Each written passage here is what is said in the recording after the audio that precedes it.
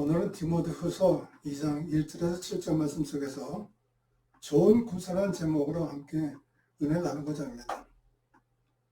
좋은 군사가 되려면 가장 먼저 전투력이 좋아야 됩니다. 군인이 힘이 없어 싸우지 못한다면 군인으로서 자격이 부족합니다. 좋은 군사는 전투력이 강한 군사입니다. 군인은 싸우기 위해서 준비된 사람입니다. 전투력 가운데서 가장 중요한 것은 두려움을 물리치는 것입니다. 두려워하는 군사들은 싸울 수가 없습니다. 무서워서 벌벌 떠는 군사들은 적군과 싸워서 이길 수가 없습니다. 싸우는 것을 두려워하는 군사는 좋은 군사가 될 수 없습니다.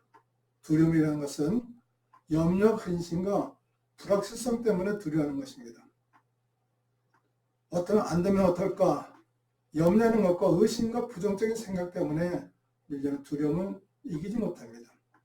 그러나 하나님 말씀하시기를 하나님 우리에게 주신 것은 두려워하는 마음이 아니요 오직 능력과 사랑과 절제하는 마음이다 하셨습니다. 두려운 생각은 하나님 주신 것이 아닙니다. 세상적인 염려와 근심이 두려움을 가져다 줍니다. 우리는 날마다 자신과의 싸움에서 살아갑니다. 두 마음 가운데 갈등을 느낄 때 두려운 생각에 사로잡히면 아무것도 할 수가 없습니다. 창조적인 새로운 생각들은 두려워하면 할 수가 없습니다. 전투력이 강한 군사들은 두려움보다는 새로운 세상에 또한 생각 속에 도전하게 됩니다. 미지의 세계를 탐험하는 탐험가들은 두려운 마음보다 새로운 세계에 대한 도전적인 생각을 합니다. 믿음의 사람들은 또한 죽음까지도 두려워하지 않습니다. 믿는 자는 천국에 준비되어 있기 때문에 그렇습니다. 아브라함은 하나님이 날 75세가 되어서 부르셨습니다. 고향집을 떠나라 하셨습니다. 아브라함이 그 말씀에 두려움을 느꼈다면 순종하지 못했을 것입니다. 그러나 아브라함은 하나님 믿는 믿음으로 두려움을 물리쳤습니다. 믿음의 확신이 두려움을 물리치게 만들었습니다. 하나님을 사랑하고 믿음을 사는 군사들은 두려워하지 않습니다.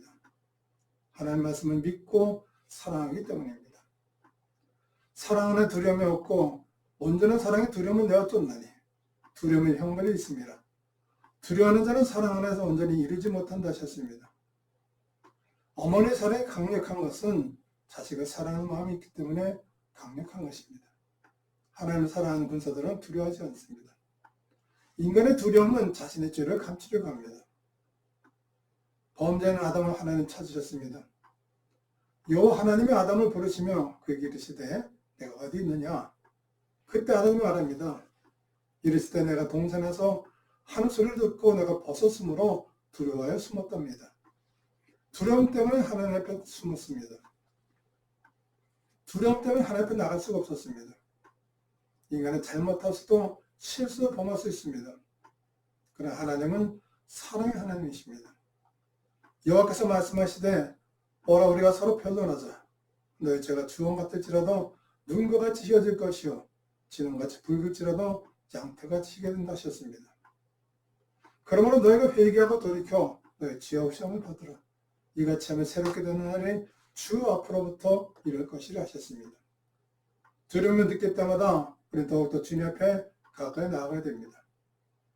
나는 죄가 많아서 주님 앞에 나가지 못한다. 그래서 하나님 핑계받게 되지 않습니다. 인간의 생각입니다. 그러나 하나님은 용서는 분이십니다.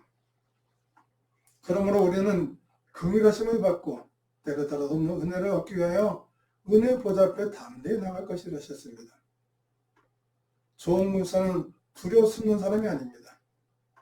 나의 의는 믿음으로 말미암아 살리라. 또한 뒤로 물러가면 내 마음이 그렇게 기뻐하지 아니하리라 하셨습니다.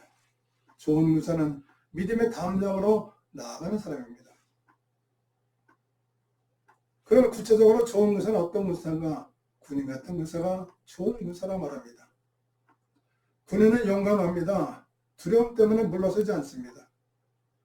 이스라엘 군사들이 블레셋 군사가 전쟁을 할 때 이스라엘 군사들이 골리앗을 한 사람을 보고서 두려워서 싸우지도 못합니다.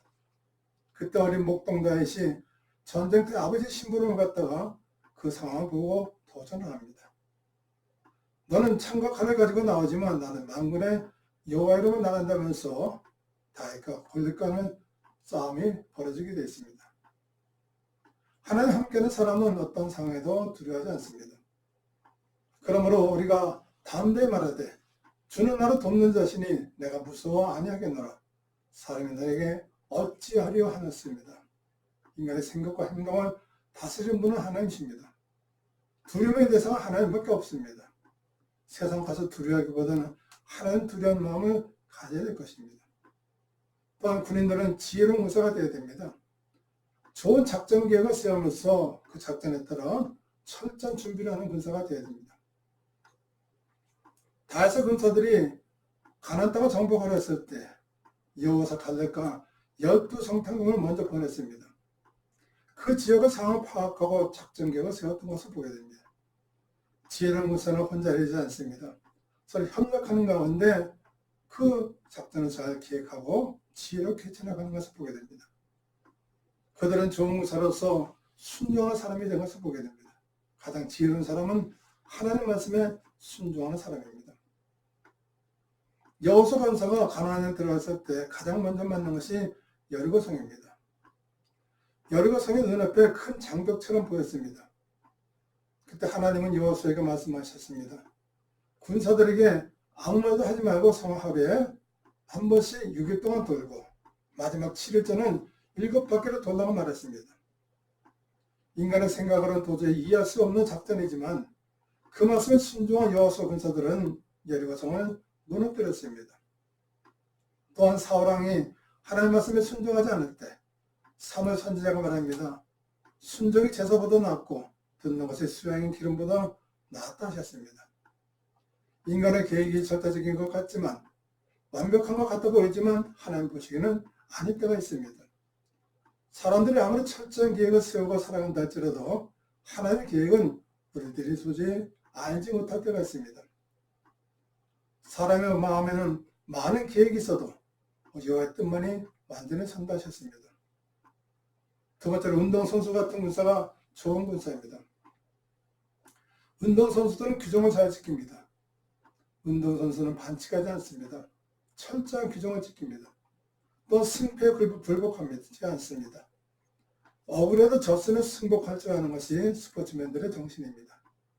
남 탓으로 돌지 않고 철저하게 법과 규례를 지키면서 질서를 유지하고 반칙하지 않는 것이 좋은 운동선수라고 볼 수 있습니다.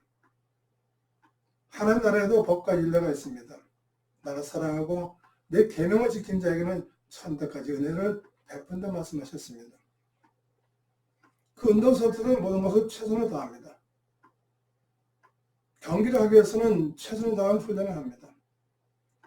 경기하는 자가 법대로 경기하지 아니하면 승리자의 관을 얻지 못할 것이라 말씀합니다. 운동선수들은 많지만 최후 승자는 한 사람이라는 것을 그들은 알고 있습니다. 그게 마지막 한 사람이 승자가 되기 위해서 최선을 다하는 군사가 있습니다. 땀을 열심히 노력하고 준비된 선수만이 좋은 군사가 될 수 있습니다. 그들은 끝까지 포기하지 않습니다. 운동선수는 마지막 골인전까지 포기하지 않고 끝까지 최선을 다하는 노력을 하게 됩니다.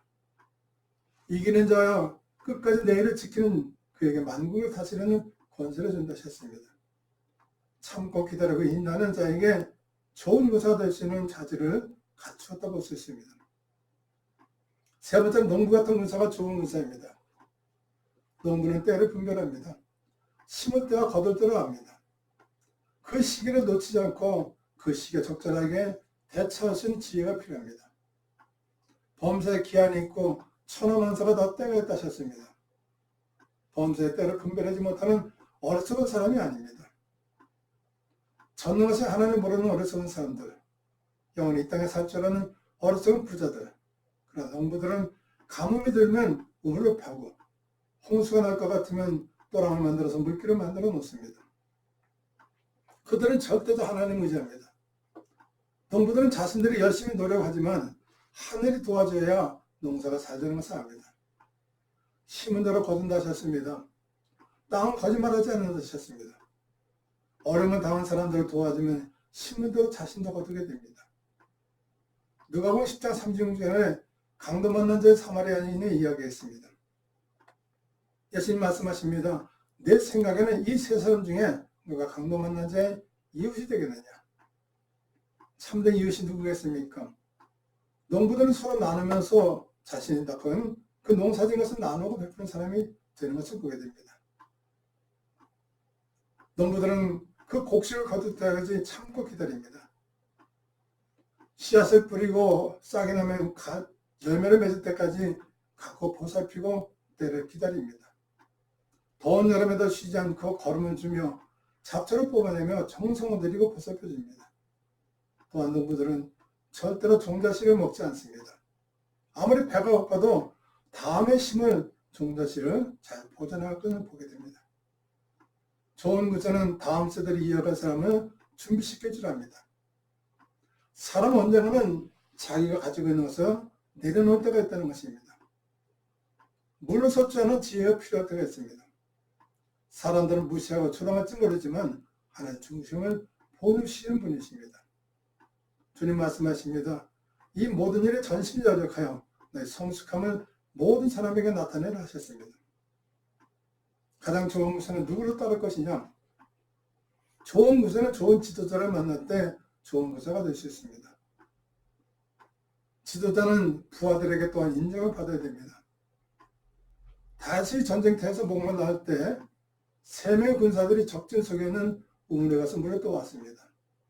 다윗은 그물을 보면서 이것은 당신들의 생명과도 같은 것이므로 먹을 수가 없다고 사용합니다.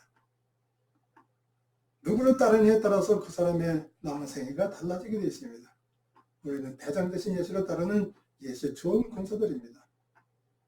예수님은 하나님의 아들이시지만 우리와 함께하는 분이십니다. 또한 좋은 무사는 자기 생활에 얽매이지 않는다 하셨습니다. 병사로 복무하는 자는 자기 생활에 얽매이는 자가 하나도 없나니 이는 병사로 모집한 사람을 기쁘게 하려 함이라 하셨습니다. 군인은 군인에서 자세가 있고 복무하는 것을 지킬 것이 있다는 사실입니다. 또한 그들은 다른 사람을 가르칠 줄 아는 사람이 좋은 무사라 말입니다. 본이 된 생활을 하는 것입니다. 나에게는 손해가 될지 모르지만 다른 사람을 포기하지 않는 그런 지혜로운 본이 된 사람이 필요한 것을 보게 됩니다. 우리가 선을 행하되 낙심하지 말지니 포기하지 아니하면 때가 되면 거둔다 하셨습니다. 이런 좋은 무사가 되기 위해서는 우리는 은혜를 받아야 됩니다. 인생의 주관자는 하나님이십니다. 그 하나님을 알기 위해서는 은혜를 받아야 됩니다. 다윗은 세상에는 많은 학문을 가진 사람이지만 하나님 만나기 전에는 인간적인 지식밖에 없었습니다.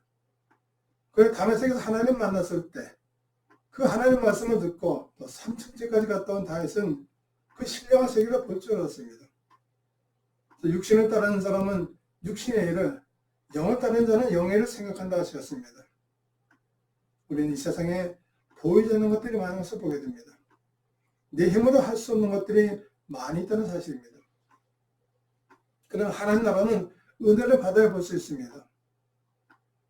사도 바울 같은 사람도 많은 학문을 가졌지만 하나님 은혜를 받지 못할 때는 세상적인 생각과 지식뿐이 없었습니다. 그러나 하나님을 아는 지식은 영적인 세계에서만 가능합니다. 성령 충만함 받을 때 우리는 우리가 알지 못한 세계를 깨닫게 됩니다. 우리가 세상의 영을 받지 아니하고 하나님부터 온 영을 받았으니 이는 우리로 하여금 세상 하나님께서 우리에게 은혜를 주신 것들을 알게 하심이라 하셨습니다. 우리가 알지 못하는 것을 깨닫게 하는 것은 성령 하나님이십니다. 그 성령 안에 우리가 함께 했을 때 우리는 강한 군사가 되고 좋은 군사가 될 수 있습니다. 모두 이 마지막 시대에 쓰임받는 하나님 좋은 군사로 부름받게 된 줄로 믿습니다. 좋으시다 하나님 감사합니다. 시대가 어려운 가운데 있습니다.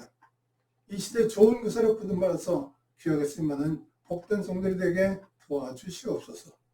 예수님의 이름으로 간절히 기도드립나이다. 아멘.